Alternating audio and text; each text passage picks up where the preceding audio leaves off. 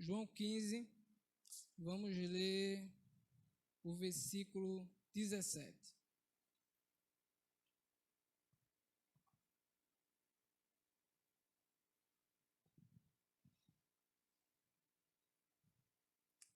Assim diz a palavra do Senhor: Isto vos mando, que vos ameis uns aos outros. Amém?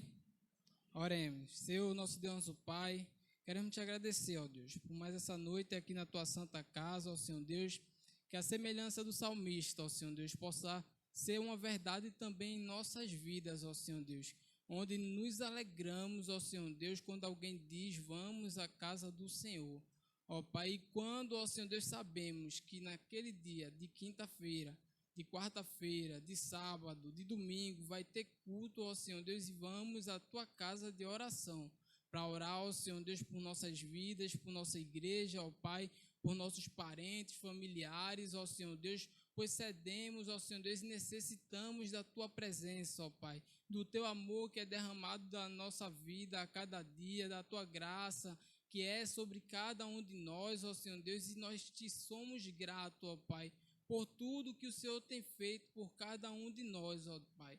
Que o Senhor continue, ó Senhor Deus, investindo em nossas vidas, ó Senhor Deus. Nós cremos que Tu investes, ó Pai, e que venhamos a ser gratos, ó Pai, e reconhecedores de que Teu Filho Jesus Cristo, ó Pai, se doou naquela cruz, ó Pai, morrendo, ó Senhor Deus, tirando a Sua própria vida, entregando a Sua vida, derramando todo o Seu sangue, ó Pai, para nos purificar de todo o pecado e nos tornar filhos Teu a partir do momento que cremos na salvação através do Teu Filho Jesus Cristo. Muito obrigado, ó Senhor Deus. Nos ajuda a amarmos, ó Senhor Deus, uns aos outros, ó Pai, pois isso é mandamento Teu, para que tenhamos comunhão uns com os outros e para contigo.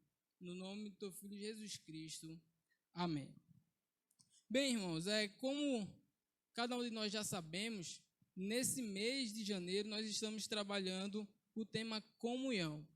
Não é? E a igreja, trabalhando esse tema, o pastor falou comigo e me sugeriu que eu pudesse estar vendo um dos temas, não é, da revista que nós trabalhamos no ano passado. E eu escolhi amar-vos uns aos outros. Não existe comunhão, não existe ideia de união se a gente não tomar a decisão de amar um ao outro. Não é? Nós sabemos que muitas vezes o lidar com a outra pessoa é complicado e muitas vezes não é por conta da outra pessoa, não. A gente se engana, nós nos enganamos quando pensamos que a dificuldade de lidar com o outro é por causa do irmão. Muitas vezes é por causa de mim mesmo. Os meus pensamentos, as minhas ideias têm que sempre prevalecer a ideia do outro. Se ele discorda de mim, eu já fico chateado porque o irmão não quer concordar com aquilo que eu penso. Quando, na verdade, não é todo o relacionamento, ele se dá por cada um tentar ouvir ao outro e compreender que se tiverem pensamentos diferentes, tem que cada um respeitar a divergência. E não pode tentar impor a sua ideia, não é o seu pensamento na vida da outra pessoa. E isso nós temos que começar a praticar em nossas vidas. E aí, de onde vêm as guerras? Os crimes, as rixas, as ofensas e tudo aquilo que nos separa uns dos outros. Talvez pudéssemos explicar como tendo origem na inveja, na cobiça, no egoísmo, no preconceito ou na intolerância. E estaríamos certos. Mas o certo mesmo é que esse comportamento degradante é resultado inevitável da ausência de Deus no coração humano. Então vamos poder refletir nessa noite de que muitas vezes nós acabamos tendo, não é, como falou aqui, intolerância para com o nosso irmão, não é, temos preconceito para com o nosso irmão, agimos com egoísmo contra o nosso irmão, muitas vezes, e na maioria das vezes, por ausência de Deus em nossa vida. Por quê? Eu tentei definir aí comunhão estabelecida, homem com Deus, e comunhão interrompida, não é? Homem sem Deus, onde nós vamos poder ver isso bem, não é? Em Gênesis. Os irmãos podem abrir sua Bíblia aí no capítulo de Gênesis, primeiro, não é? Onde nós vamos ver que a palavra de Deus diz que no início, no princípio, criou Deus os céus e a terra. Versículo 9 diz assim: e Deus ajuntem-se as águas debaixo dos céus num lugar, e apareça a porção seca. E assim foi. E chamou Deus a porção seca a terra, e ao ajuntamento das águas chamou mares. E viu Deus que era bom. Nós vamos ver também nos versículos 26, ainda do capítulo 1, 26, 27 e 28. E disse Deus: façamos o homem à nossa imagem, conforme a nossa semelhança, e domine sobre os peixes do mar, sobre as aves dos céus, sobre o gado, sobre toda a terra e sobre todo réptil que se move sobre a terra. E criou Deus o homem à sua imagem. A imagem de Deus o criou, macho e fêmea os criou. E Deus os abençoou, e Deus lhes disse: frutificai e multiplicai-vos, e enchei a terra, e sujeitai e dominai sobre os peixes do mar, e sobre as aves dos céus, sobre todo animal que se move sobre a terra. Então, vamos poder ver nesse primeiro momento aí que Deus, ele no início começa a criar todas as coisas. Ele cria o céu, ele cria a terra, e ele começa a criar os seres viventes. E ali ele cria o homem à sua imagem e à sua semelhança. Deus, ele cria o homem na intenção de ter um relacionamento com ele. A própria palavra vai dizer que nos finais de tarde, Deus descia e tinha com Adão no jardim do Éden. Então Deus se relacionava com ele. Deus tinha um momento com o homem, e naquele momento, até então, tudo havia e vivia em harmonia. Deus ia lá, tinha momentos com ele, não é? Deu todas as ordens, as orientações que tinha que dar para Adão. E nós vamos ver que, num determinado momento, Deus ele vai falar em Gênesis 2. Vocês podem conferir depois também nos versículos 15 em diante. E tornou o Senhor Deus o homem o pó no jardim do Éden, para o lavrar e guardar. E ordenou o Senhor Deus ao homem, dizendo: de toda árvore do jardim comerás livremente, mas da ciência do bem e do mal dela não comerás, porque no dia em que comeres, certamente morrerás. E ambos estavam nus, o homem e sua mulher, e não se envergonhavam.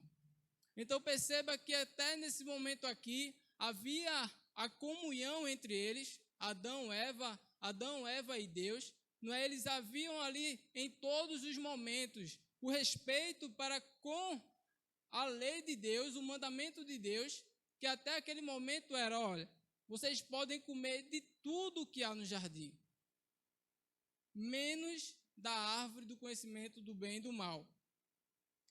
E aí, até esse momento, não é? Deus está ali inteiramente com o homem.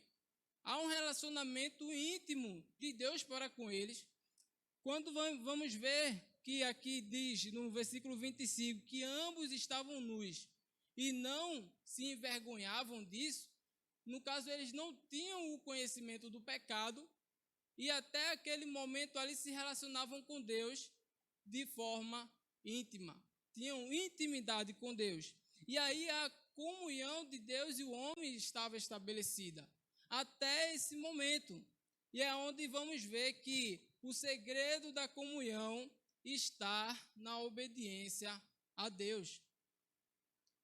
Enquanto somos obedientes a Deus, não é? Enquanto somos capazes de obedecer, observar tudo aquilo que Deus manda, tudo aquilo que Deus nos orienta e buscar cumprir conforme os seus ensinamentos, Deus ele vai estar junto de nós, agindo na nossa vida, e vamos cumprir aquilo que a própria palavra nos inspira e nos mostra que devemos fazer, sermos semelhantes igual a Cristo. A obediência à palavra de Deus nos torna igual a Cristo. Logo, as nossas atitudes, o nosso comportamento será parecido com o de Cristo. E assim, vamos agir com amor, com os nossos amigos, com os nossos irmãos e também com os nossos inimigos.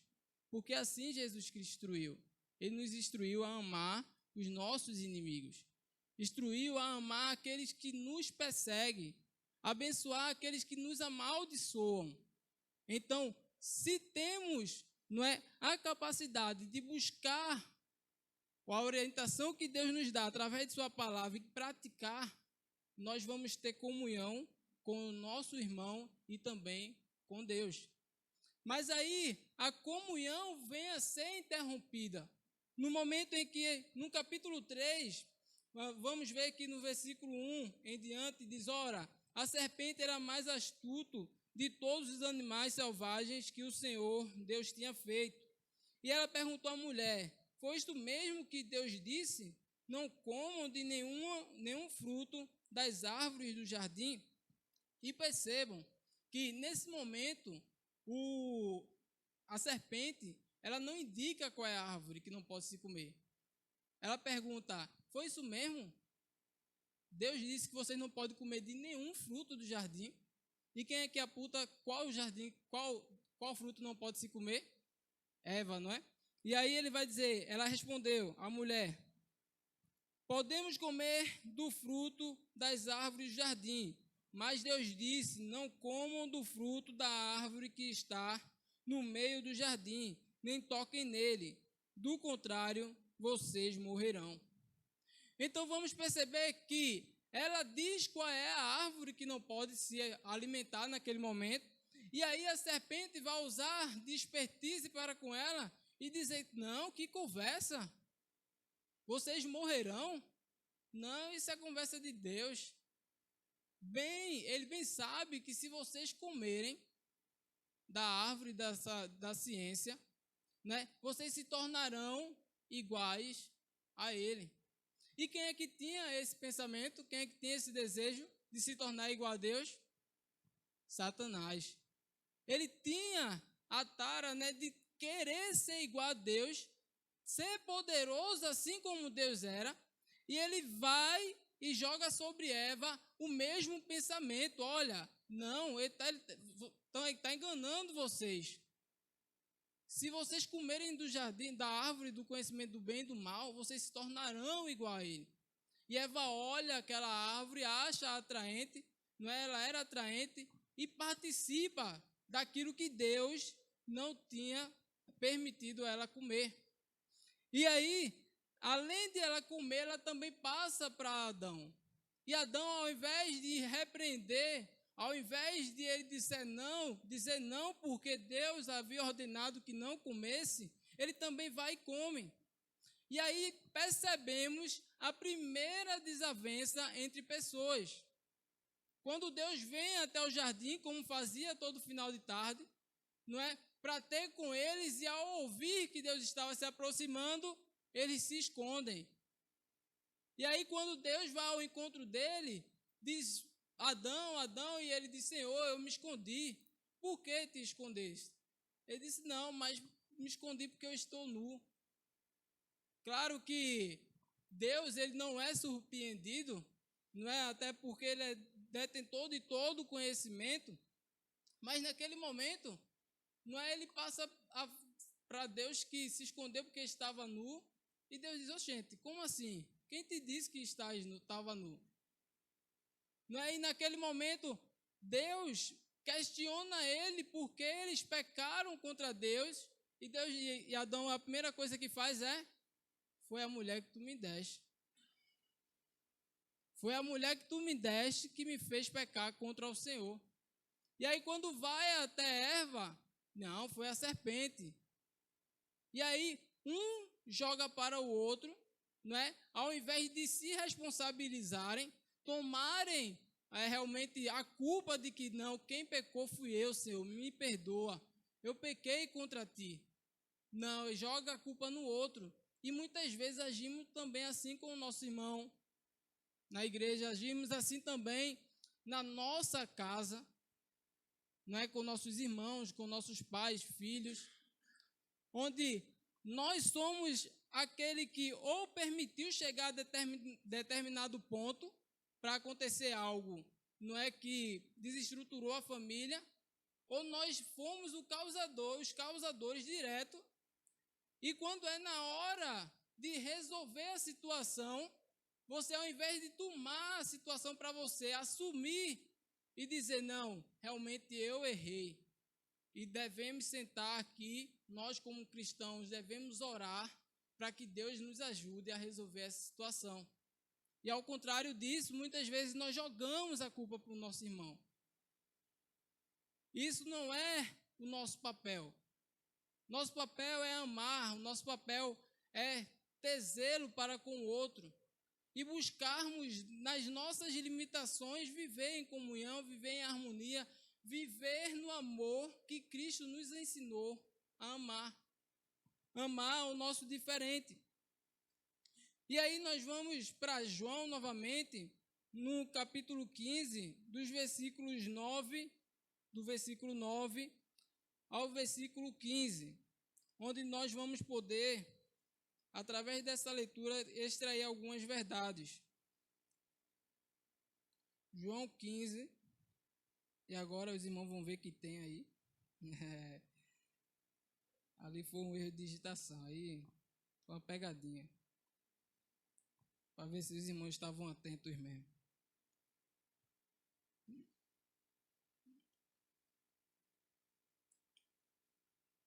João 15, versículo 9 em diante. Como o Pai me amou, também eu vos amei a vós. Permanecei no meu amor. Se guardardes os meus mandamentos, permanecereis no meu amor, do mesmo modo que eu tenho guardado os mandamentos de meu Pai e permaneço no seu amor. Tenho-vos dito isto para que meu gozo permaneça em vós e o vosso gozo seja completo. O meu mandamento é este, que vos ameis uns aos outros, assim como eu vos amei. Ninguém tem maior amor do que este, de dar alguém a sua vida pelos seus amigos. Vós sereis meus amigos, se fizerdes o que vos mando. Já vos não chamareis servos, porque o servo não sabe o que faz o seu senhor, mas tenho-vos chamado amigos, porque tudo quanto ouvir de meu Pai, tenho-vos dito e feito conhecer. Amém? Então, a partir dessa leitura, nós vamos poder extrair algumas verdades, e eu separei aqui 4 verdades para poder pensarmos e refletirmos mais um pouco nesta noite. A partir do momento que eu amo a Deus, eu também vou amar ao meu irmão. Porque a palavra diz que se você diz amar a Deus e não ama seu irmão, se você tem um relacionamento com Deus, diz ter um relacionamento com Deus, mas não tem um relacionamento com seu irmão, você é mentiroso. Então, para que o amor de Deus esteja em você, você vai amar a Deus, vai observar as Escrituras, os seus ensinamentos, vai demonstrar nas atitudes esse amor para com o seu irmão. Porque ao agir com amor com o seu irmão, você também está agindo com amor para com Deus. E aí a primeira verdade é que a obediência faz o amor de Deus estar sobre nós. No versículo 9 e 10 diz: como o Pai me amou, assim os amei. Permaneçam no meu amor.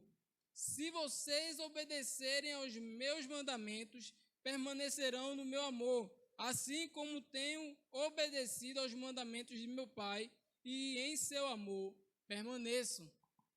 Então, a minha obediência, e para isso eu preciso conhecer as Escrituras, eu preciso conhecer a Deus intimamente, através da oração, para que a minha obediência à palavra de Deus seja, assim, demonstrada com amor para com o meu irmão.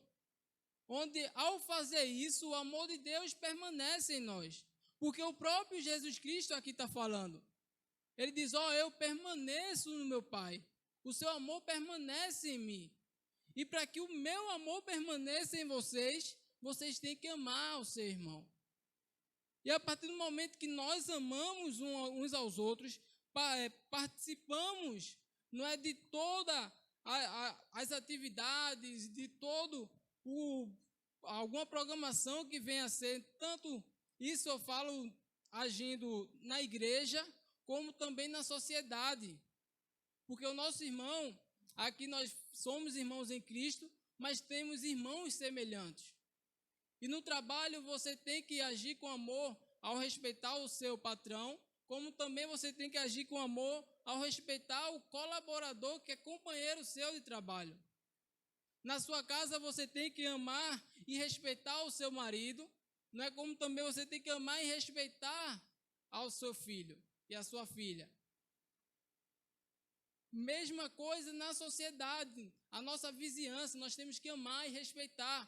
Muitas vezes sabemos que podem até haver alguns, não é, que ajam com falta de respeito, mas não podemos deixar nos levar por essas atitudes e agir de forma contrária. Nós devemos orar pela vida daquela pessoa. Eu não sei se a história que falaram de Tayana, é a da menina que mexia com ela na escola. Não, né? Então, mas de toda forma, nós devemos agir assim. Nós devemos orar por aquela pessoa. Orar pelos nossos inimigos, orar pelos que nos perseguem e amar a eles. Eles, estando perto ou distante, orar pela vida dessas pessoas. E a segunda verdade que nós podemos extrair é que amar ao próximo nos faz felizes em Cristo. No versículo 11 e 12, tenho dito estas palavras para que a minha alegria esteja em vocês e a alegria de vocês seja completa. O mandamento é este: amem-se uns aos outros como eu os amei. Então, para que venhamos a ser felizes, nós temos que agir com amor. Isso foi um mandamento que Jesus Cristo deixou para nossas vidas. E assim como ele veio em amor, vamos ver a vida de Cristo. Ele veio em amor, né, abriu mão de sua glória para vir até a terra, viver como homem, sofrer todas as tentações que sofreu, né, como nós sofremos, não é? Ser perseguido como foi perseguido, por pregar o amor, por pregar ao próprio Pai, porque em muitos momentos ele é questionado por se dizer filho de Deus, e ele diz que se ele não falasse isso, ele estaria mentindo, porque ele é o Filho de Deus. E por ele pregar esse amor, por ele se doar como se doou, ele foi morto, levado até a cruz, morto, para que pudesse cumprir a palavra de Deus. O homem, ele, quando caiu lá com o pecado de Adão e Eva, ele seguiu distante do amor de Deus. Ele seguiu conforme, vamos dizer, as suas escolhas, e com isso Deus veio através de Jesus Cristo para estabelecer. E ao fazer isso, Jesus Cristo, ele se doou, e ao mesmo tempo, por ter sofrido tanto, ele ao mesmo tempo se sentia feliz, alegre, porque ele estava fazendo aquilo que o Pai mandou. Ele estava em obediência a Deus, e vemos isso no Getsemane. Ele estava em um momento de estava sofrendo ali. Ele demonstra isso, onde ele fala com o Pai: Pai, se possível, passa de mim esse cálice, mas de toda forma que seja conforme a tua vontade. Então a alegria de Cristo, ele estava em obedecer a Deus. Então, a partir do momento que amamos ao nosso próximo, nós somos obedientes ao mandamento de Cristo, e com isso nós somos felizes, porque Cristo, o Espírito Santo de Deus que habita em cada um de nós, nos torna felizes, como cantamos no domingo e na segunda-feira no culto evangelístico. Sou feliz com Jesus Cristo, amém? Então que possamos ter essa certeza de que, a partir do momento que amamos ao nosso irmão, nós nos tornamos felizes. E aí, vamos ver isso também em Mateus 5:3, que diz: bem-aventurados que choram, porque serão consolados. Aqueles que choram serão consolados pelo Espírito Santo de Deus. E aí vamos para a terceira verdade, que diz: o sacrifício pelo próximo torna-nos semelhante a Cristo. No versículo 13, ninguém tem maior amor do que aquele que dá a sua vida pelos seus amigos. Então é claro que nós não vamos dizer que semelhantes a Cristo na sua integridade, não é? Mas semelhantes a Cristo no comportamento. Porque assim ele disse que se observássemos a sua palavra e obedecêssemos os seus mandamentos, nos tornaríamos semelhantes a ele. Porque ele amou, agiu com amor e obedeceu a seu Pai até o final. E a partir do momento que nós obedecemos a ele, como temos já falado aqui várias vezes, e fazemos esse sacrifício de amar o nosso próximo, nosso semelhante, e sermos, com isso, elevados a ser amigos de Deus, amigos de Cristo. A quarta verdade, a partir do momento que nós amamos, obedecemos e agimos com amor com nosso irmão, seremos amigos de Deus. Vocês serão meus amigos se fizerem o que eu ordeno. Já não os chamo servo, porque o servo não sabe o que o seu senhor faz. Em vez disso, eu os tenho chamado amigos, porque tudo o que ouvi de meu Pai, eu os tornei conhecido a vocês. Então, a partir do amor que nós demonstramos pelo nosso irmão, nos tornamos amigos de Deus, nos tornamos servos de Deus, nos tornamos filhos de Deus, como diz em 1 João 3:1. Vejam como é grande o amor que o Pai nos concedeu, sermos chamados filhos de Deus, o que de fato somos. Por isso o mundo não nos conhece, porque não o conheceu.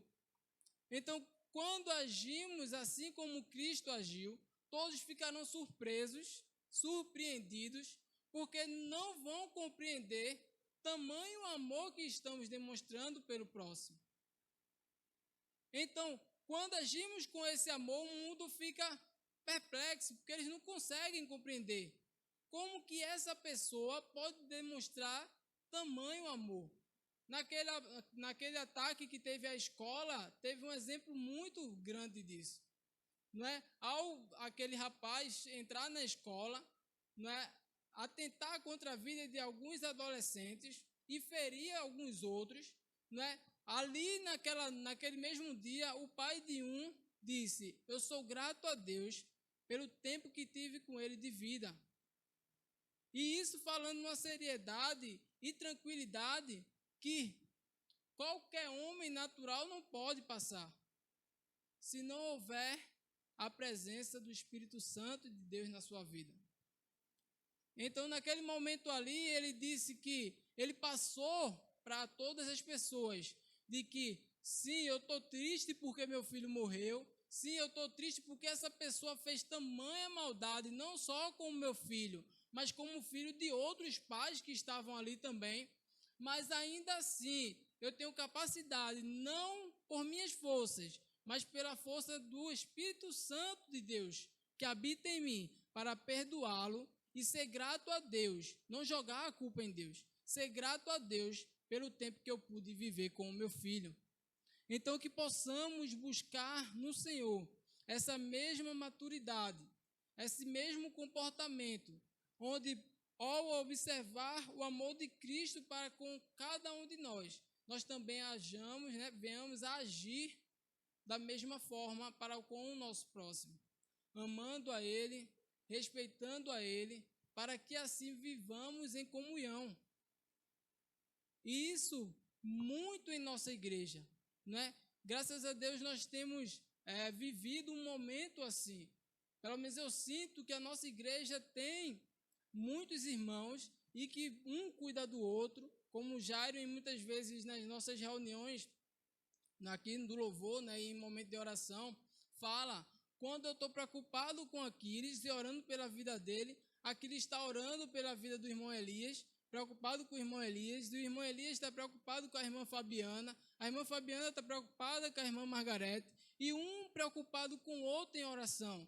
E assim nós vamos sustentar a nossa igreja em oração, na dependência daquele que é único e suficiente Salvador, que é Jesus Cristo. Que Deus nos ajude a viver esse amor um para com o outro, no nome santo do Filho Jesus Cristo. Amém?